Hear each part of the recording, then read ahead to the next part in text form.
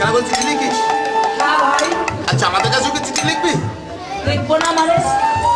আচ্ছা তাহলে আমরা কিভাবে বুঝতে পারবো কৃষ্ণ আমাদের নামে চিঠি আমি লিখেছে? তোদের কাছে চিঠি লিখে পাঠাবো। তোদের কাছে আমি চিঠি লিখবো কেমন করে জানিস? সুবলের সঙ্গে ভগবান কৃষ্ণ কথা বলছে।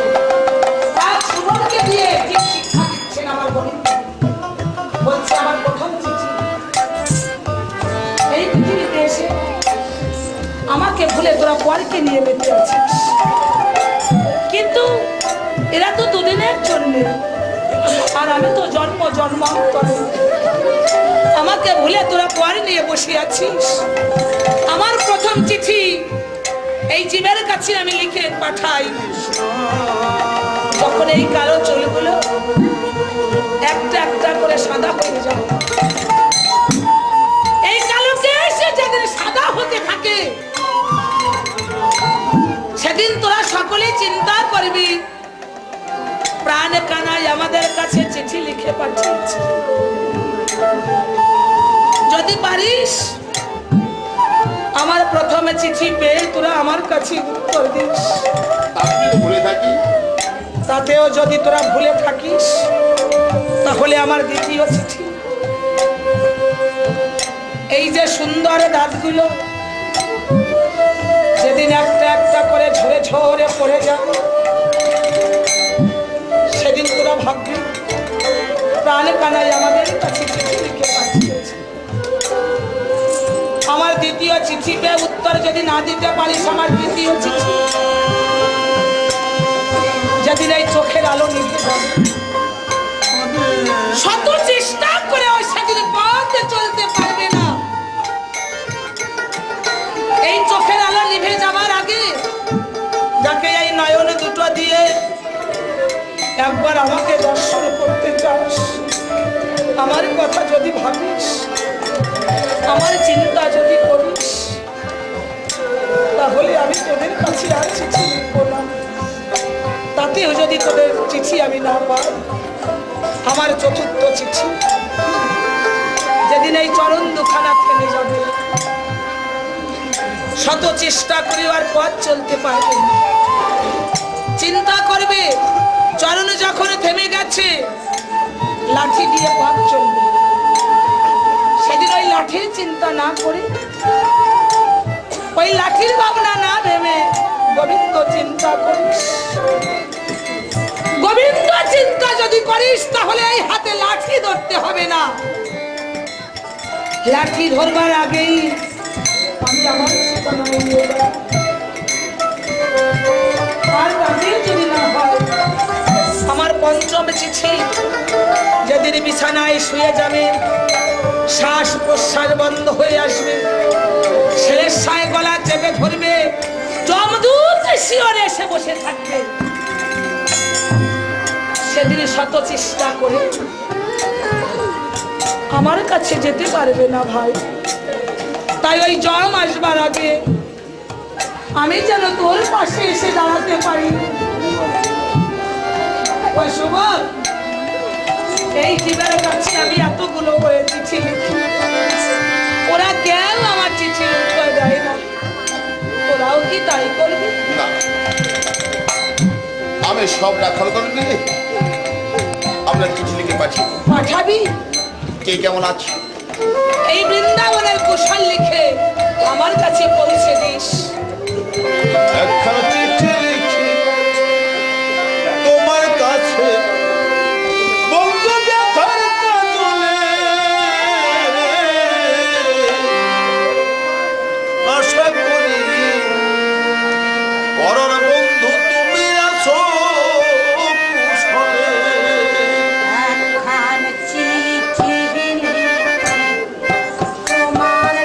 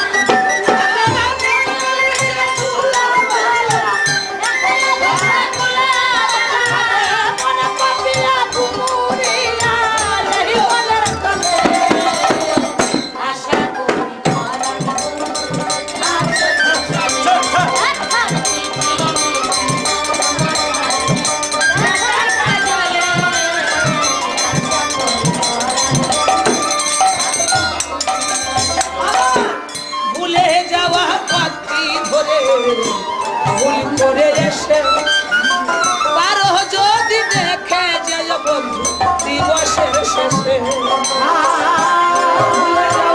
ভুলে যাওয়া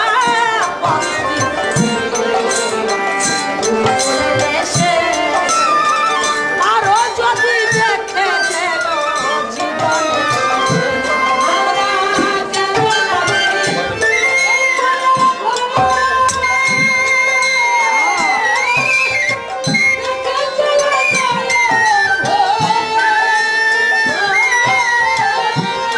কৃষ্ণ কেমন আছি এরপরে ঘরে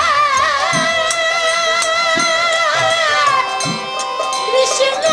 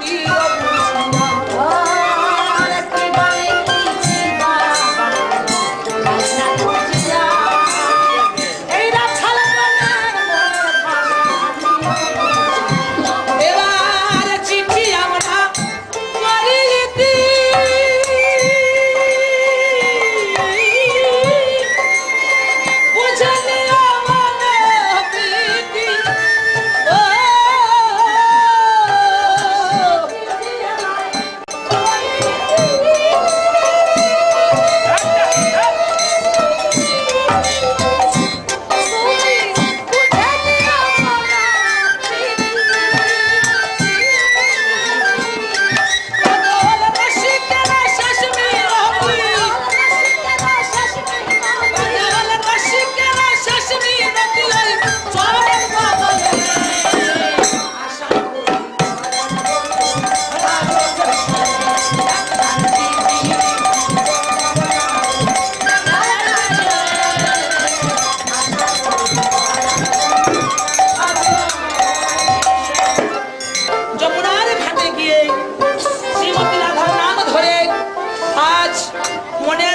বাসিতে গান ধরেছে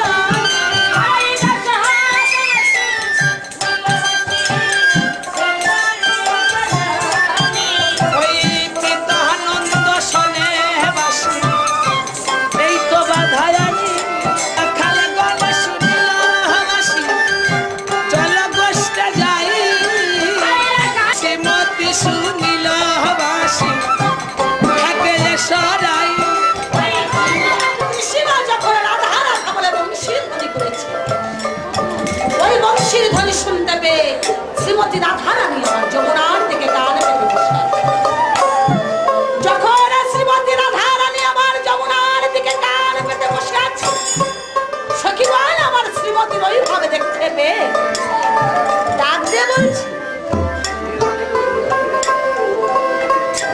শ্রীমতী আজ তোর কি হয়েছে মুখখানা যেন মলিন হয়ে বসে আছিস ওই যমুনার দিকে কেন তুই এমন করে তাকিয়েছিস কি হয়েছে তোর বল না দেখি আমাদের যমুনার দিকে কেন আমি এমন করে কান পেতে বসে আছি সখী কেন কিছু শুনতে পাচ্ছি না আমরা তো কোনো কিছুই শুনতে পাচ্ছি না একবার শোন সখী, তাহলে বল।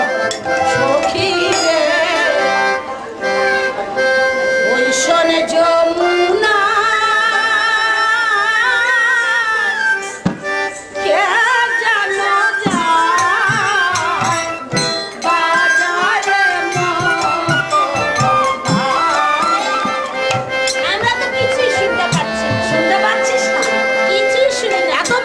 সুরে আমার কৃষ্ণ বংশী ধ্বনি করছে, ওরা কিছু শুনতে পাচ্ছিস? তোর বন্ধু তোর নাম ধরে কখন কখন বাঁশি বাজায়, ওরা শুনতে পাবি না সখী, কেননা আমার কৃষ্ণের বাঁশির সুর শোনা সবার ভাগ্য হয়। মানে ভগবান কৃষ্ণের বাঁশির সুর শুনতে হলে আমার ভগবান কৃষ্ণকে মনোপ্রাণ জীবন যৌবন দান করতে হবে। কেননা এই মনোপ্রাণ জীবন যৌবন যদি কৃষ্ণের পদে দান না করা যায়, তাহলে ওই বাঁশির সুর, ও সখী, ওই বাঁশি বাজে কানে বাজে না, বাঁশি বাজে কানে বাজে না, বাঁশি বাজে কানে বাজে না, বাজানো বাজার মতো কান্না হলে বাজে কানে বাজে না, কৃষ্ণ ভক্ত কান্না ওই কৃষ্ণগত কান্না হলে বাজে কানে বাজে না। ওই বাঁশির সুর শুনতে হলে ওই বাঁশিওয়ালাকে জীবন জগৎ মনোপ্রাণ সব দান করতে হবে। হ্যাঁ, ওই বাঁশির সুর শুনতে হলে কৃষ্ণগত প্রাণ হতে হবে, কৃষ্ণগত কান হতে হবে, নইলে আমার কৃষ্ণের বাঁশির সুর শোনা যায় না। তাই না শুনতে পাই। আর তুই বলেছিস কখন আমার কৃষ্ণ আমার নাম ধরে বাঁশি বাজায়? তাহলে শোন। আমি যখন বসে থাকি না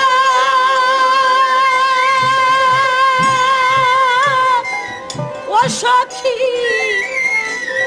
আমার এই গুরুজনার মাঝে আমার নামে ধরিয়া বাজায় বাঁশি, ওরে আমি মরি না রে। সখী রে মা শীতে করেছে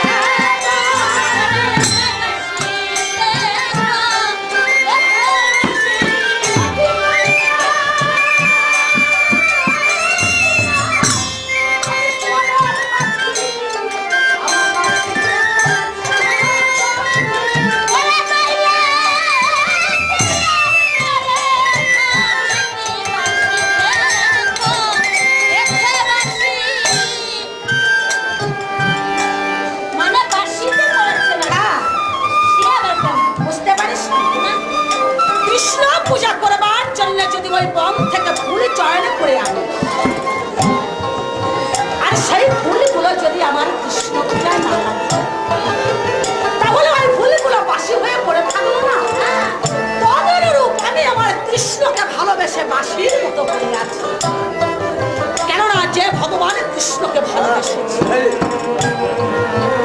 সেই কৃষ্ণকে ভালোবেসে যদি তার নাম দিয়ে কাঁদা, ভগবান কৃষ্ণকে যদি ডাকা না, তাহলে বল তাকে ভালোবেসে। আচ্ছা শ্রীমতী, তুই যখন এত কষ্ট করে আয়ানের ঘরে থাকিস, তাই না? তাহলে গোবিন্দকে কি ভুলে যা? গোবিন্দকে ভুলে যাবো? হ্যাঁ? গোবিন্দকে ভোলার বস্তু রে। ও সখী, যাকে ভোলা যেতে বলেছিস সেটা ভোলার বস্তু নয়।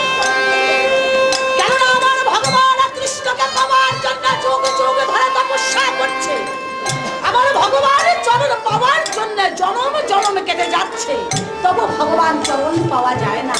আর যে কৃষ্ণকে আপন করে আমার কাছে পেয়েছি, যার চরণ আমি পেয়েছি, তাকে আমাকে ভুলে যেতে বলেছিস। তাহলে তুই কি করবি? আমি বলছিলাম যদি পারি তাহলে আমাকে একটু কৃষ্ণের সঙ্গে দেখা করিয়ে দে। আমি বলছি তুই কৃষ্ণকে ভুলে যা। কেননা জানিস না পরিবার, কত কষ্ট করে কৃষ্ণকে ভালোবাসতে হয়, কত কষ্ট করে যদি আমার কৃষ্ণকে ডাকতে হয়। জানিস না সখী, কখনো আমার কৃষ্ণকে আমি ডাকতে পারি না, কখনো কৃষ্ণের নাম সে ডাকতে পারি না। জানিস সখী, জোরে জোরে শ্বাস ফেলতে পারি না। শ্বাস ফেলতে পারিস না? হ্যাঁ, আমি জোরে জোরে শ্বাসই ফেলতে পারি না। কেননা যখন আমার শ্বাস বেড়ে ওঠে তখন আমার শাশুড়ি ননদিনী সবাইকে বলে, ওরে তোরা কে কোথায় আছিস, একবার দেখে যা, আমাদের বইয়ের শ্বাসে শ্বাসে বলিস তো। বুড়িমা, জানিস বুড়িমা, আমি জোরে জোরে শ্বাস ফেলি না।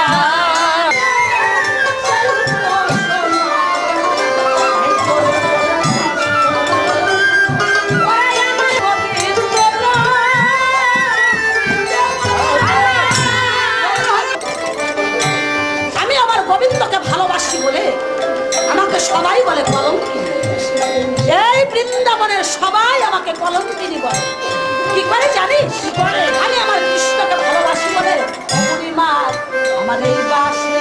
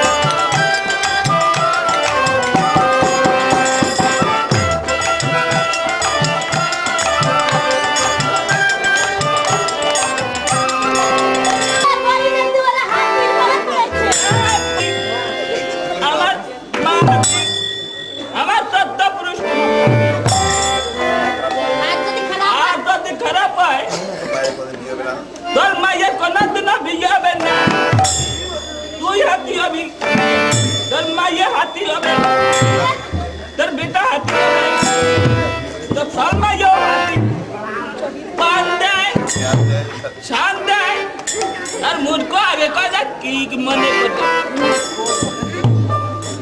হ্যাঁ তুই পাই বলি না কালা কালা পায় দিয়ে তুমি টাকা দিবি না কি বলে আর ওই বেটা কেনার মধ্যে থাকবে ওই কৃষ্ণ কালার কথা ভুলে যাবে বুড়িমাই হ্যাঁ? তুমি ঠিক বলেছো ঠিক বলে হ্যাঁ তুমি ঠিকই বলেছো গোলমাল এর ভিতর গোলমালও আছে